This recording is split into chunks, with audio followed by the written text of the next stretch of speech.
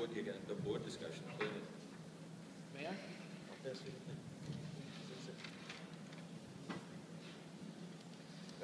Yeah, good. I'm Uri Kaufman, board member. I just want to begin by saying that I have a great deal of respect and affection for my fellow board members. We've worked together, many of us for quite a few years. I think we've really accomplished quite a lot in the district. I think we can all be very proud of many of the things we've done for the district. At the same time, having said that, I think this is a very sad day for the district.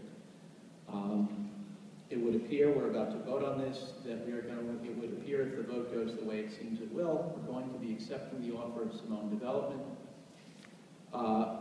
First, we can talk about the good news. Yes, Simone Development is offering more money. They're offering $2 million more than the next highest bidder, which was Chulamas. And if and when they develop it, it will put this property back on the tax rolls. Now, how much will that bring into the district? Taking the most optimistic assessment, about $400,000 a year. So how do these figures translate into actual dollar terms per taxpayer? Well, the extra $2 million will translate into each taxpayer getting, on average, about $130.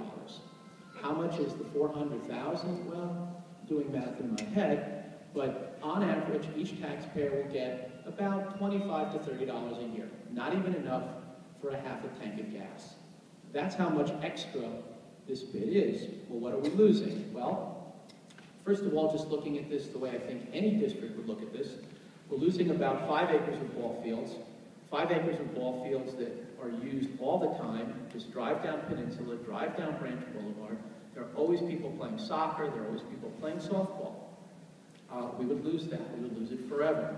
I will tell you that as a parent of small children, that when the high school was undergoing renovations and we were deprived of those ball fields, Little League that year was chaos. We have a lot of kids in this district, and there's not enough open space, and open space once lost is lost forever. This open space will be lost forever. The Chulamas bid, let's be clear, was structured in a way that would have allowed this community to continue using those ball fields forever. Now, when this board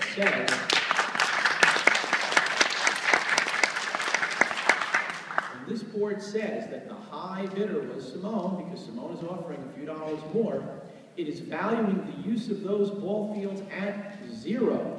It is saying that all the people who will play in those ball fields for now and for all time, that's not worth 1 red cent. I would argue that the opposite is the case. By allowing the community to use those ball fields in perpetuity, because it will be enshrined in an easement which will go on the land record, we are in effect having our cake and eating it too.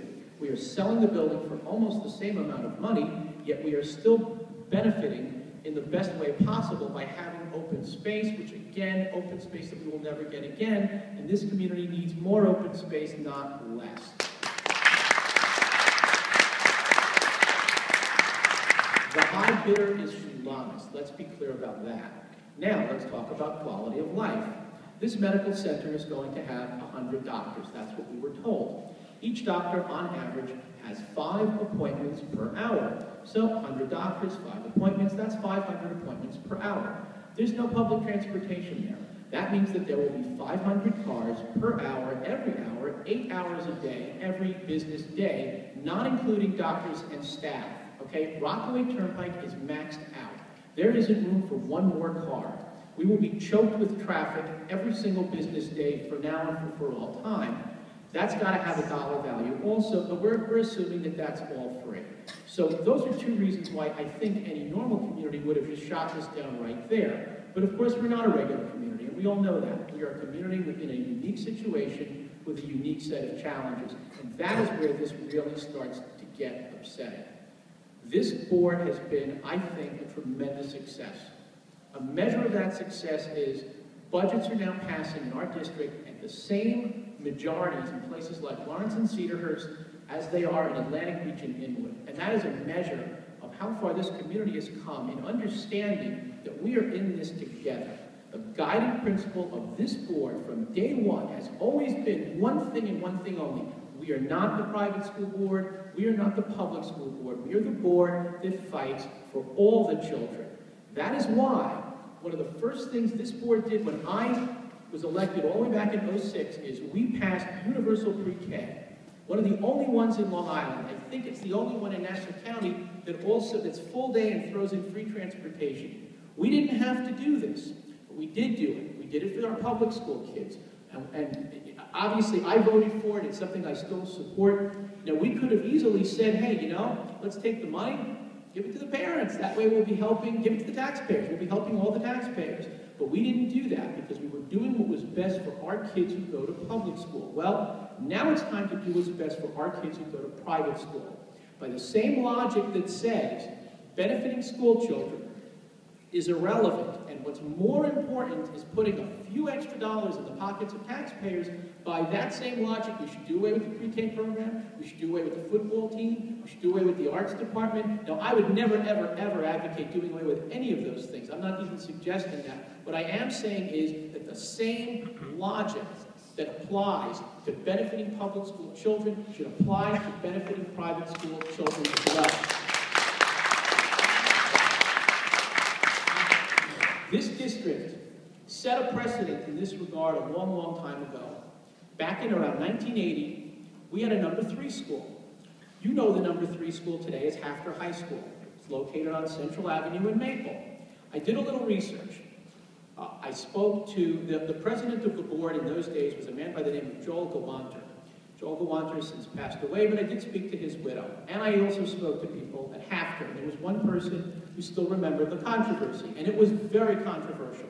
Back in those days, in 1980, there were also 2 bids. There was Hafter. There was also something called Geller Development. Geller Development wanted to turn it into an apartment building.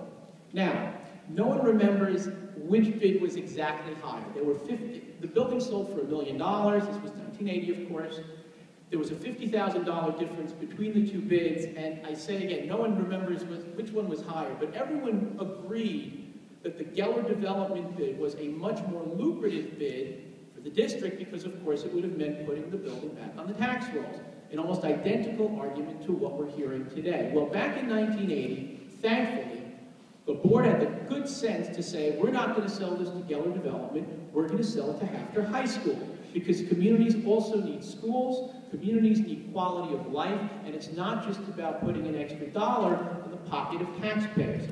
How is it that a board in 1980 composed exclusively of public school parents understood that important need, yet this board today, made up predominantly of Orthodox parents, doesn't seem to understand that imperative? Again, I say it is a sad day in the district, and I just want to conclude with one other thing. You're going to hear a lot of talk in a moment about how legally we are required by law, we must sell this to the high bidder. Well, that's not really true. The case that controls this type of situation is a 1955 Court of Appeals case, the case of Ross versus Wilson, and that case said the following. I'm quoting now from the case. The higher offer must be accepted if it is for a use that may be conducted pursuant to law. Here's the other language. The sale would not be required to be to the highest bidder if it were for a use that would constitute a public nuisance or be in violation of valid zoning or other ordinance or regulation. What this case says is, and this is the controlling law, it's a Court of Appeals case. For those of you who are not attorneys, the Court of Appeals is the highest court in the state of New York, so that's the law of the land. This is the controlling case. It says that if the higher bid is not a conforming use and would require a zoning variance, then we as a board are permitted to take the lower bid that is a conforming use because we have the right to make determinations based on quality of life. Well, this case was handed down for precisely this type of situation. The school is a conforming use. The medical center is not. We, therefore, by law, have the right to pick the lower bid, which is a conforming use, strictly on the grounds of quality of life. The school needs a permit. Everything needs a permit, but it is a conforming use. That is why legally we would be on the firmest ground, solid as concrete, if we picked the school. That's what they did in 1980. This was a 1955 case, so that was the law in 1980 as well. In 1980, nobody got sued. In 1980, it was plenty controversial, but it went through without incident as far as the legality was concerned. We have the same right to do what that board wisely did in 1980, and I'm just going to leave you all, my fellow board members, with this thought. I have never once run into anybody in all the years that drove past after high school and said, you know, Dan, I wish it were an apartment building. What a shame that they didn't put an extra couple of dollars, an extra $50,000, assuming that Geller was the high bidder. But what a shame I have to pay an extra $10 or $20 a year more in my taxes. They should have made after high school that apartment building. How are you going to feel 30 years from now when there's not enough ball fields? When one day we're going to drive by and there'll be a medical office and you're going to say to yourself, gee, I really am glad it's a medical office. I think the opposite is the case. In the next 100 years, I'm guessing 80,000 young girls would pass through that facility. It's a great facility, and it's great as far as quality of life is concerned. How many tens of thousands of people are going to play on those ball fields? And all for a few trinkets that way back in 2013, to give each family $130 once and save them maybe $25 a year, we let this incredible public asset, which cannot be replaced, slip through our fingers. I urge you all to please vote with Chulamas. Let's do the right thing. Let's fight for the yeshiva kids the way we have always fought for the public school kids, and let's save this for future generations.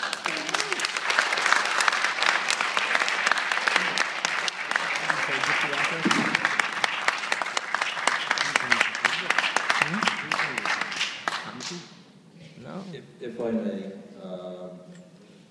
I compliment Trustee Kaufman on his impassioned plea and statement. He and I respectfully disagree on the law. He has a legal background as well. When we ask 2 lawyers or 3 lawyers their opinions, sometimes we get 2 or 3 different opinions. And without getting into an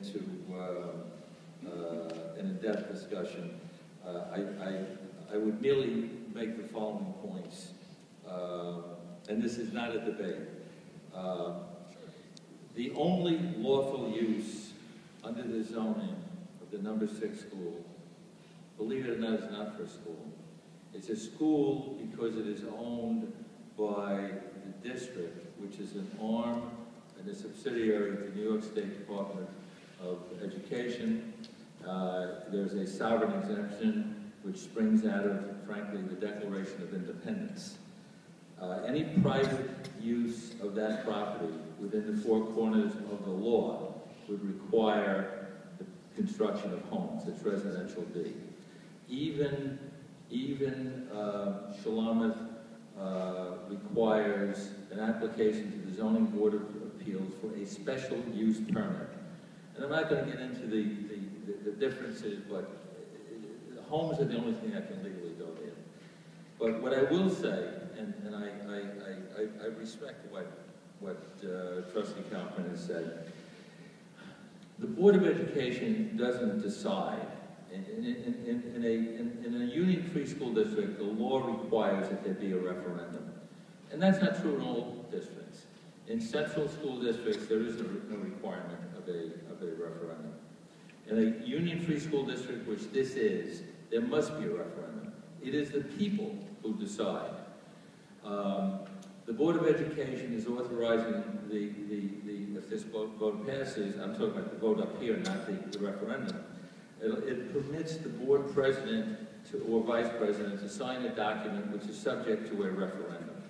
It's the people in their infinite wisdom which will decide whether this contract proceeds or doesn't proceed, but the board is constrained to make a recommendation to the people based upon its fiscal responsibility, which is the highest potential return to the taxpayers, and then the people decide. As I said, Trustee Kaufman and I have respectful disagreements on a couple of points, but it is the people of this district who will decide on the referendum vote. The Board of Education, as a board, cannot take a position once the contract is signed and once it goes to referendum in favor or in opposition. Individual board members have a constitutional right to be heard on what their personal viewpoint is, but the board itself presents it to the public, and then the public makes up its mind. That's my position and my advice as counsel, I return the microphone to the board president to determine the process going forward. Can I respond to that?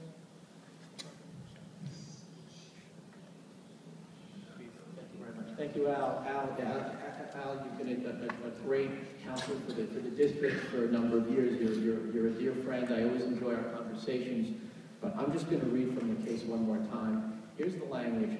The sale would not be required to be to the highest bidder if it were for a use that would constitute a public nuisance or be in violation of valid zoning. Now, if you call Town of Hempstead, as I have done, the zoning does allow a school as of right.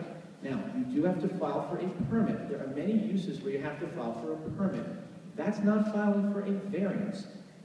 A medical center would actually have to file for a full-blown variance. It's a night and day difference.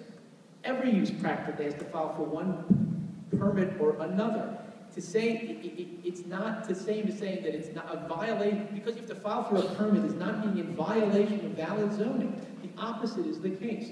The zoning permits a school as of right. You just have to file for a permit, which of course in this case would be pro forma because it's always been a school. And Al, you yourself told us at one point that the school would be considered, we could not take the lower bid as between two uses that would need the permit, but you did at one point tell me that we could take Shulamis over Simone or some other bid that would require a variance. So I don't understand why, you know, and sometimes people do change their minds and I respect that, but that was not your position about maybe 5 months ago.